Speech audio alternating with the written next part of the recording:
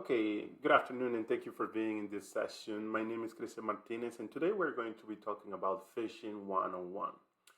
Phishing is just a type of cyber attack where the attacker will attempt to trick individuals or the user into providing sensitive information like passwords, credit cards number, social security number, etc., etc. Phishing is one of the most common and dangerous forms of cybercrime, and it's often related to engineering attack or social engineering, which is tricking people rather than breaking into systems. In the objective of this course, what you're going to be learning, it's pretty much define what phishing is. You will be able to identify common phishing attacks. Number two will be to recognize those red flags in phishing emails, messages, and posts. What are you going to be looking at? It's pretty much like looking at the domain name. The domain name will be something like, for example, in a reputable bank will not send you an email from christianmartinez at gmail.com, for example, right? We'll see it. We see that a lot. So you will be able to recognize those flaws, those red flags that in some cases it will help you to determine if it's a phishing email or not. And third, you will develop critical thinking skills to discern legitimate emails from phishing emails, right? So let me introduce myself. Who am I? My name is Cristian Martinez. As I mentioned before, I am a cybersecurity instructor.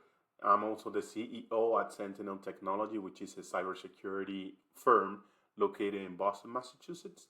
And I hold several cybersecurity certifications like CEH, which stands for Certified Ethical Hacker, CISSP, which stands for Certified Information System Security Professional. And that one alone is the highest certifications in cybersecurity. The CISSP it has the highest standards, and also I hold the Microsoft Certified Cybersecurity Expert, which is the highest cybersecurity certification for Microsoft that Microsoft provides. As I mentioned, I've been a cybersecurity instructor for about 5 years now, and I hope you learned something from this class. What is phishing? So, as I mentioned before, phishing is a type of cyber attack where the scammer, the attacker, he tries to impersonate legitimate organization to trick you into revealing sensitive information like credit cards, passwords, social security numbers, driver license information, your date of birth. All this, it's relevant information that they can use in the future to impersonate you or to do malicious activities like identity theft. That's one of the most common things that after somebody falls victim of a phishing, and that it's pretty much the next step. We have different type of phishing. We have email, which we receive it via email, SMS, or also called smishing. It's when on your cell phone you receive an email, or pretty much receive it. I mean, not an email on your cell phone. On your cell phone, you receive an SMS or a text message asking you to click on the link or do something that it's not supposed to. And also social media and phishing, which is creating a fake profiles like Facebook profile, Instagram, and trying to impersonate something or post, be pretty much trying to impersonate or be somebody that they are not, like other companies, competitors, and stuff like that. We have also other type of phishing, which is spear phishing, which that one is when the attacker target a specific person or a specific, let's see, the CEO of an organization. And also we have vision with the V as a vector, which stands for voice phishing, which it's phone calls. Pretty sure that by now you have received, if you live in the States, you have received phone calls like, hey, the IRS is coming after you because you have not paid your taxes and blah, blah, blah. That is pretty much 99.9999% of the time it's phishing. It's somebody trying to get your information. The IRS will never contact you. Not only the IRS, any other type of reputable organizations like banks, institutions, um, statewide organization, they will not contact you via the phone and asking you information about that. So just keep that in mind. Do not provide information via the phone, via email or anything. If when possible, just visit your local bank or whatever, and then you provide your information there or from the official sites of the institution that you want to do business with. Some of the red flags that we are going to see when it comes to identify phishing attempts. One of the red flags is urgent or threatening language. What that means? Well, these phishing messages, they are often create some sort of urgency or fear, telling you that something bad will happen, or they will tell you if you don't act immediately, such as your account will get suspended or you must verify your information now. Suspicious sender information for that is essentially, as I mentioned before, you will be taking a look at the domain name. For example, if they are going to be doing something, or for just to mention a bank, Bank of America, for example, which is one of the biggest banks here in the States. Bank of America, .com, that is the domain name of Bank of America. They will do something like bankAmerica.com, right? So instead of Bank of America, that is just a simple example. They will try to make it look real, and in some cases, they can deface the website. They can even clone the website. And when you click on the link, it can look exactly the same as if you are going to the Bank of America portal, and then you provide your username, your password, and the Pandora box just open right there. We have others too, requesting for personal information, misspelling or grammatical errors. Nowadays, the misspelling and grammatical errors, they have gone down a little bit because of AI. These scammers, now they are using AI to craft their messages, so we don't have as many misspellings as we used to see before. Suspicious link or attachment. If you think it's a phishing, if you think it's a scam, 99% of the time will be a scam. So just don't click on links that you don't know, or people that you don't know, that you have not requested information. Generic greetings like "hello user," hello there," or "dear," or whatever. Those are the red flags that we need to keep in mind.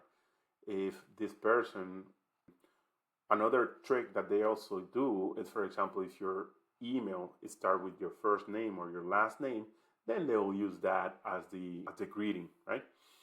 And too good to be true. To be too good to be true. There is certain aspects, certain situations where, for example, I've received multiple emails about somebody or some prince in Nigeria, in Africa, where they have died, and they select me out of millions of people in the world. They select me to be the beneficiary of their will, and I just need to provide my information, my bank account, or I need to provide, maybe send them for transaction fees or whatever. I need to send them maybe 20, maybe 100, maybe $200 for transaction fees. That's a fish. That's a scam, right? It's too good to be true. Another thing is, for example, also somebody in UK or any other places that somebody died to, or no, this is one that I saw before. You won the lottery ticket of $5 million, but you have never played, or you have never buy any lottery ticket. In my case, that was the I've never done that. So those are some of the things that you need to keep in mind. As these are the different red flags that we need to keep in mind, right? Urgent or threatening, suspicious sending information, request for personal information, misspelling or grammatical errors, and these are some of the things that you need to keep in mind. Remember that. Too good to be true. We talk about that. Generic greetings. And just a quick question: which of this, all of this, do you think is the hardest to detect? In my case, my specific, it will be the none of them. They are all easy to detect, so you can do it. Considering those red flags, you can, for example, here we can see example number one. For example number one, you come across a pop-up window while browsing a website that asks you for credit card information. That right there is a red flag. That is a big no-no. To claim for a price or a discount within the next 10 minutes. Again, this right here is sense of urgency. This right here, it's too good to be true. So, right? So each one of them, the website looks legitimate. That it doesn't matter.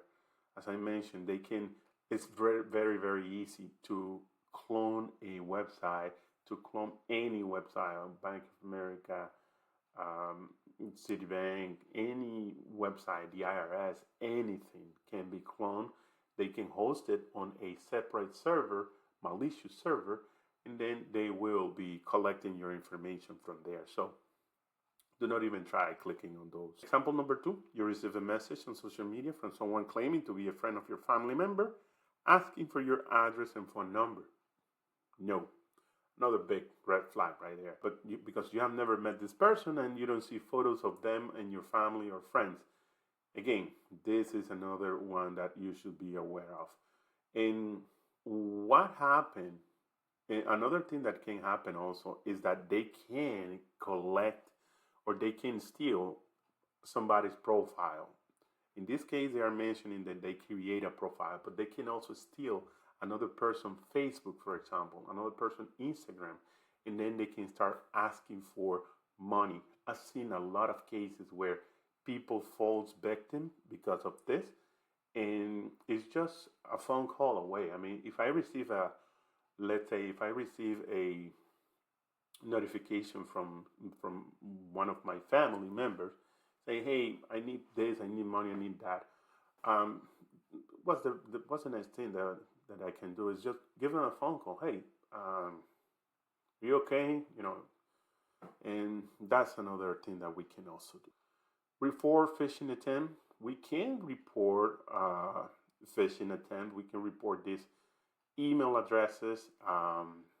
We can report with the email provider. We can report with the authorities, depending, depending local authorities, with the police, with depending what they are doing and depending exactly what they will be doing afterwards. Your local authorities, as I mentioned, if it's not like you can report it with the IT department, we can report it with depends exactly what is going on. Okay, think critically. So be skeptical of those email messages or posts that they seem too good to be true. Think before clicking on any links, sharing personal information. Just by clicking on the link, you are exposed to some malicious software, malicious software or malware that can be downloaded to your computer or to your cell phone. So just do not click on any links. If you don't know the sender, just ignore them, block the sender, report it as spam. You can do different things. Verify the authenticity of the sender and the information provided before taking any action. Right? You know that sixth sense that we all have. Trust your instinct, and yeah. And finally, protect yourself from phishing. Don't share your personal information online. The less that you share out there, the better it will be, because essentially they will not have any chance for connect the dots, connect like John, Julia, and Robert, they are related, they are family or whatever. The less information that you share, the less information that you have online, the less the impact it will be, right? And finally, we have some resources. And when I say resources, these are the things that people, scammers, are going to be after, right? They are going to be using emails. They are going to be trying to get access to your computer, turn your computer into a bot. And we will talk about that later when we talk about distributed denial of service or DDoS attack. This is very, very common. Passwords, credentials, right? Private information, like sensitive information that you have on your computer, user accounts, bank accounts. In some cases, we've seen a lot of people that they reutilize their password for different accounts or for different platforms.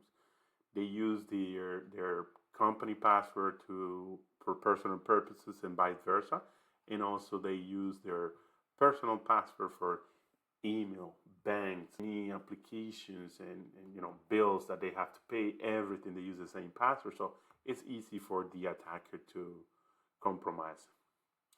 And that is the end of this presentation. Thank you for watching, and I'll see you around.